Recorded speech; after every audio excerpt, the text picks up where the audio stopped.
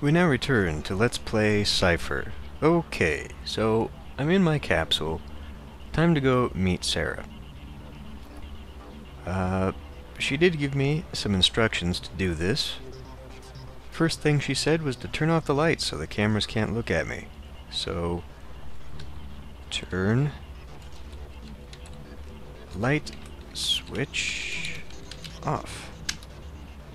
Now the light switch on the wall is turned off. The fluorescent on the sides of the capsule are dimmed down to their minimum capacity, allowing you to have a good night of sleep and still see in here. I don't like the sound of that. There's something small flickering on the door. Look. Door. Look. East door. The plastic door is very small and has a small liquid crystal LCD displaying behavior rules which scroll constantly. It opens very easily and provides little security to the outside world. Open door. Open east door. The small capsule door to your east is now open. You see the elevator waiting for you to crawl in there. Crawl east door. The west stainless steel door interior is now open. You see a diminutive room you will need to crawl into to be able to get inside. Doesn't look like the advertising outside the hotel at all, but you're not surprised. Close west door. Mr. Jinx. Capsule 616. There we go indeed. Sir, may I suggest you turn your capsule lights off for a more pleasant rest? Yeah, but I turned off the capsule light, I thought. Well, whatever. Wait. Wait. Wait. Wait. Wait.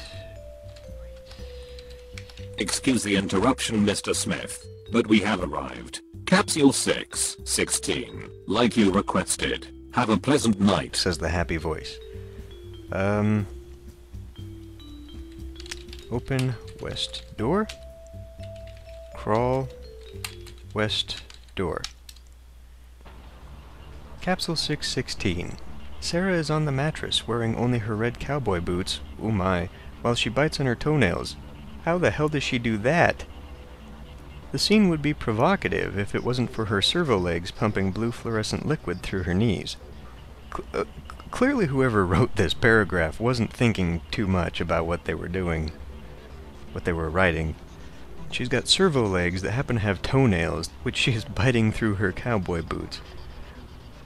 You smile, but her eyes tell you she wasn't waiting for you. She was just changing clothes. To keep from grinning, you shove a smoke in your mouth and take a place near the door. The very small little door. In a very cramped one-person capsule. The fiberglass capsule is buried in Sarah's junk. Wink. From synthetic regulators to used cranial decks. She makes it wonderfully hard not to crush something. Sarah is sitting on the mattress in front of you.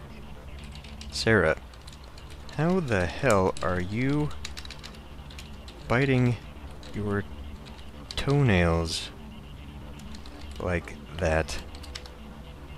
Come again? Be more specific, man. What do you think I am, a science girl? Sure, whatever. Sarah, what now? We wait. My contact is gonna call here. Then you ask him directly, okay? Sarah, who is your contact? I don't know who the guy is. All I know is he calls himself Smith. What a coincidence. And pays really well, says Sarah, thinking for a moment on the game she's on. She's playing a game now? God, this girl is scatterbrained. Sarah, what's that game you're playing? Alright, how about we wait then?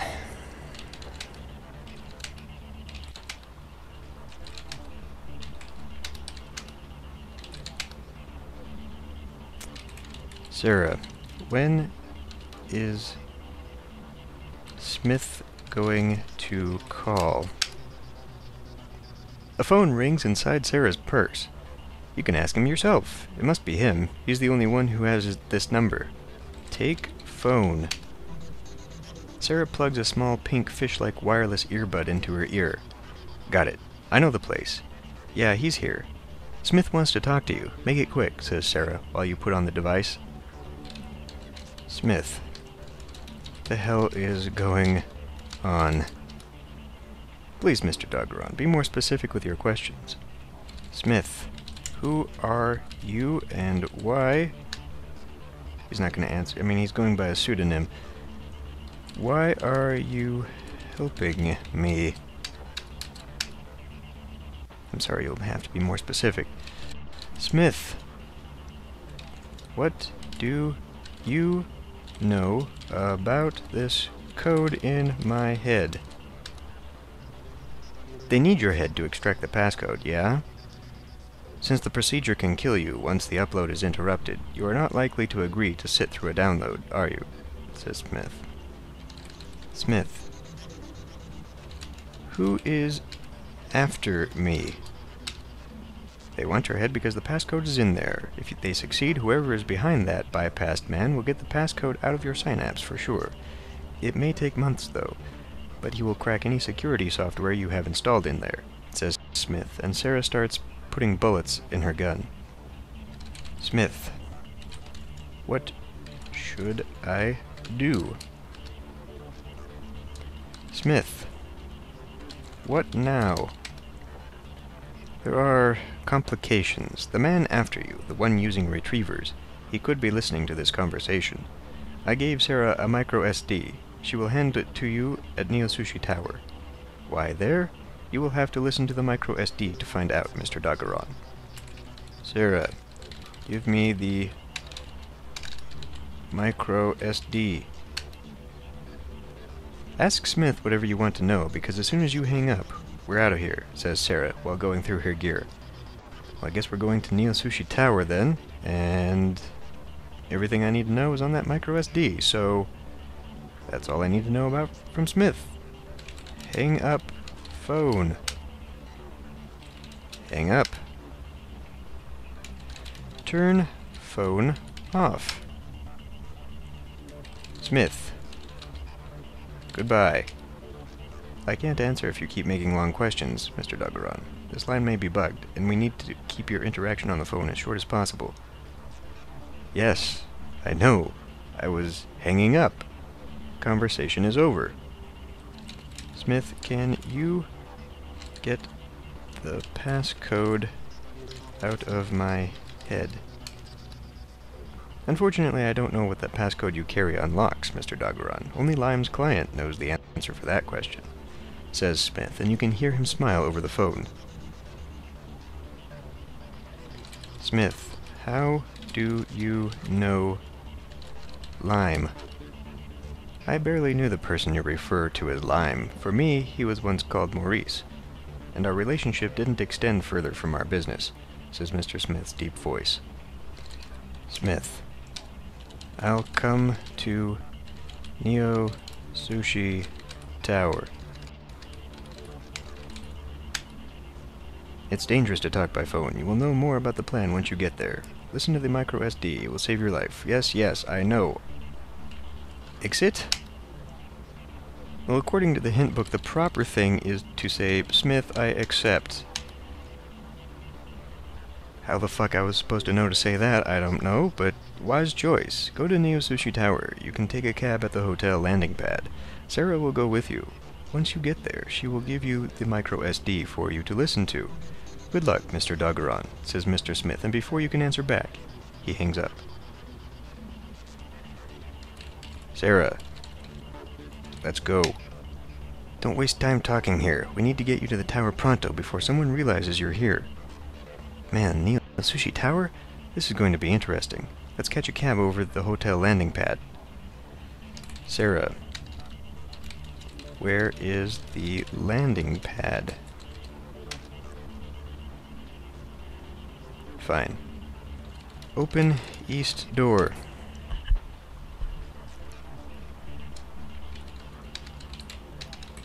Crawl east door. Mr. Jinx. Landing pad. Leaving us already? What a shame. We love your company. Alright then, landing pad it is, says Mr. Jinx with a sad tone. Wait. The door closes and locks automatically. The lift begins to rattle and you can feel it moving vertically.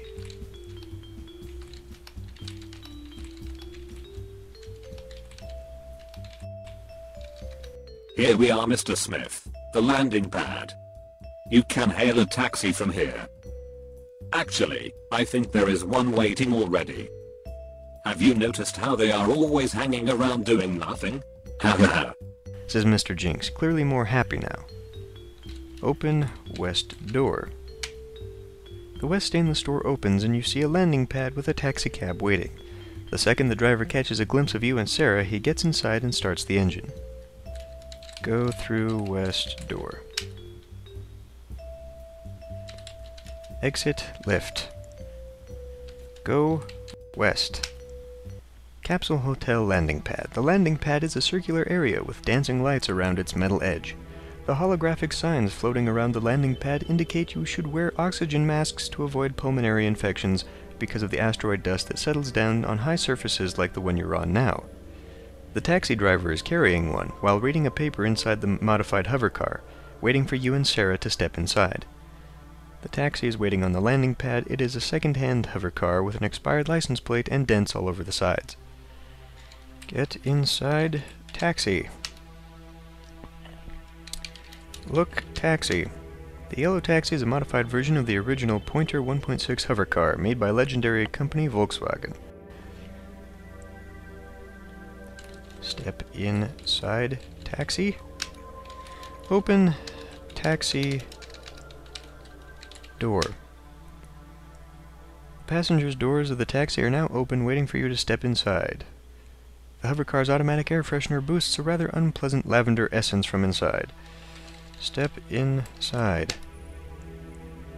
Taxi cab interior. You and Sarah are sitting inside the small taxi. The doors have instructions in kanji saying they get locked during trips to avoid accidents. Currently, they are locked. The windows are covered with a metal grid to protect passengers from falling asteroid debris. There is a switch on the windows, currently turned off.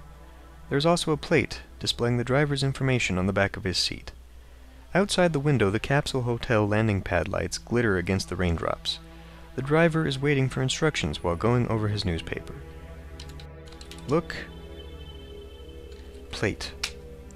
The plate is fixed on the back of the driver's seat and cannot be taken. All the data is there to be read, with the exception of the validation date, which someone intentionally scratched off.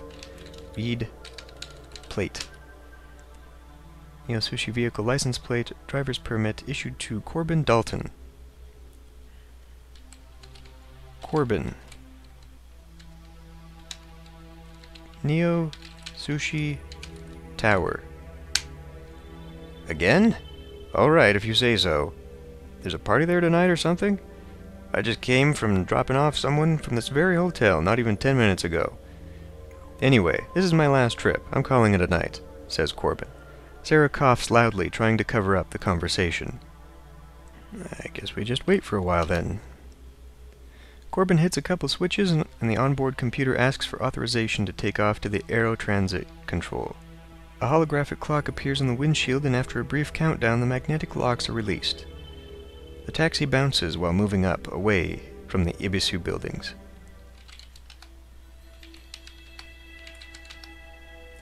The taxi flies really close to the dust clouds, bouncing around in a way that makes it hard not to grab onto your seat. Corbin slips a short laugh when he catches Sarah's worried face and puts on a pair of orange goggles. The taxi flies dangerously between tall skyscrapers while Corbin hits the auto-navigation deck with the coordinates for Neosushi Tower and lets go of the controls.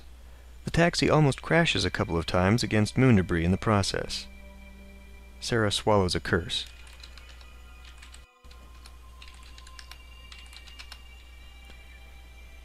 Welcome to the Shuto Multi-Express Highway, operated and maintained by Metropolitan Saitama Neosushi.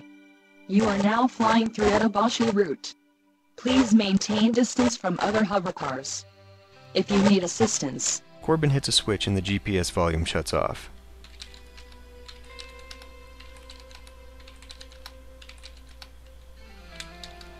The taxi reaches the exclusion zone.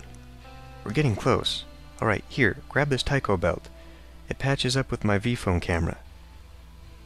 You'll need to find a USB port to use it, though. Smith's orders. Don't worry, I'll tell you more later, says Sarah. Look, Tycho belt? Sarah gives you a portable Tycho QRS belt from her purse. You put it inside your trench coat. You are wearing the portable Tycho QRS belt, the one and only QRS that can be carried with you at all times. This particular model can be plugged into any USB port to wire yourself to a private network. Is that gonna plug into my arm? Would that count? Let's try plug into Tycho QRS. Okay, I've already forgotten how to use the QRS. Let's just wait. A small alarm goes off and the word "Destination Reached" shows up on the windshield. Corbin hits a button and grabs the controls again to begin the landing protocols.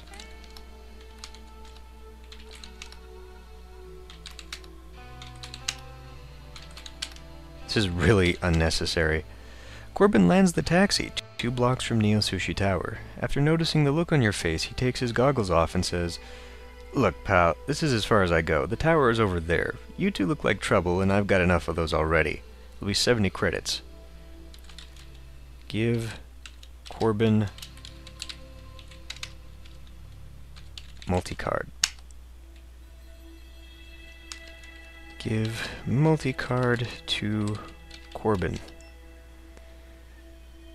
Okay, here you go. Have a good night. The doors are unlocked. You can open them when you're ready," says Corbin while you take your multi-card back. You spend 70 credits. You are now poor, if you say so. Open. Taxi. Door. You and Sarah are sitting inside a small taxi. The passengers' doors are now open, waiting for you to step outside. The windows are covered with a metal grid to protect passengers from falling asteroid debris. You are 2 blocks away from Neosushi Tower. The taxi is parked on an empty area behind a Chinese restaurant. Step outside. Back alley. The alley behind the Chinese restaurant is dark and smells awful. A strong odor emanates from the hatch you are standing over. The rattling sounds coming from Corbin's taxi quickly take off, and the echo of private security patrolling the surroundings of the tower are the only audible indicators of human life on the street. But it's not deserted. It's full with other kinds of life. A much simpler and deadly form of intelligence. Droids. Neosushi Corporation's eyes on the street. There's a locked hatch on the floor. It has an electrified field that fires up an alarm if someone tries to open it. Sarah is ducking next to you, carefully pointing her gun to the sky in case a security droid flies by. What will we do? See you next time. Some final character profiles. Mr. Smith. Not much can be told about Mr. Smith. He's the voice behind the phone Sarah follows orders from. Doggeron gets to talk to him at some point, but the only thing he can get from him is that he and Lime knew each other on some level. Mr. Smith seems to be a clever and experienced underground crook that knows his way around Neosushi, maybe too well, so his paranoia is only justified. Mr. Smith doesn't seem to have any Yakuza connections, but that's only Doggeron's impression, and he knows things are not always what they seem in this city. Mr. Jinx. Defined as a happy artificial intelligence routine by the Capsule Corporation, Mr. Jinx, named after his original coder, Dr. Yakizumi Okono, runs most elevators in the world, greeting tenants and travelers with respect and cordiality. Mr. Jinx's name comes in reality from the misfortunes suffered in life by Dr. Okono, his creator. From the loss of his parents when he was only a child to the deception of seeing his wife and children running away to another country with one of his most promising students, who later turned out to be a serial killer, murdering his whole family.